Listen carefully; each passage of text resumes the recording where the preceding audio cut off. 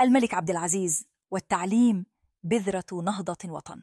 أهلا بكم من استوديو صدى.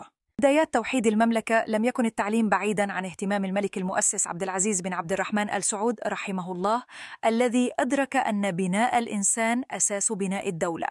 ففي عام 1344 للهجرة الموافق 1926 للميلاد أنشئت في مكة إدارة المعارف العامة لتكون اللبنة الأولى لتنظيم شؤون التعليم.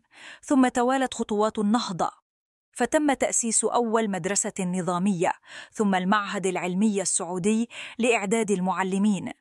ولم يتوقف الطموح عند حدود الوطن، ففي عام 1346 للهجرة أرسلت أول بعثة طلابية إلى الخارج ليفتح المؤسس الباب واسعاً أمام جيل جديد من المتعلمين.